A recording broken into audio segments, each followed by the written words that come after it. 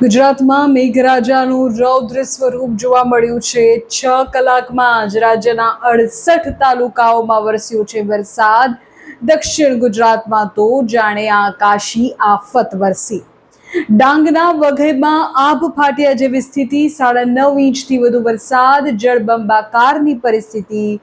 નવસારી અને સુરતમાં પણ પૂર જેવી સ્થિતિ। હવામાન વિભાગની આગામી 5 દિવસ ભયાનક આગાહી, એક સાથે 5 સિસ્ટમ સક્રિય થતા મચશે તાંડવ। દક્ષિણ મધ્ય ગુજરાત અને સૌરાષ્ટ્રમાં રેડ એલર્ટ અપાયું છે। ટ્રફ, શિયર ઝોન અને લો પ્રેશર સક્રિય થતા વહીવટી તંત્ર હાઈ એલર્ટ પર છે।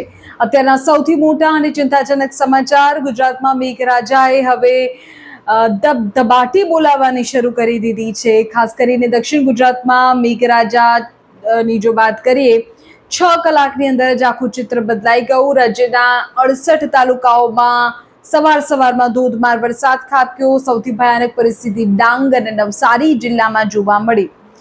આંકડાની વાત કરીએ તો માત્ર 6 કલાકમાં જ ડાંગના વઘઈમાં જાણે આભ ફાટ્યું હોય તેમ 9.5 ઇંચ વરસાદ ખાબકી ગયો।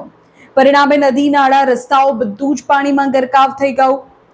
મુશળધાર વરસાદની આ આફત માત્ર ડાંગ પૂરતી સીમિત નથી રહી। નવસારીના ચીખલી ની જો વાત કરવામાં આવે તો ત્યાં પણ 8.40 ઇંચ જેટલો વરસાદ પડ્યો છે।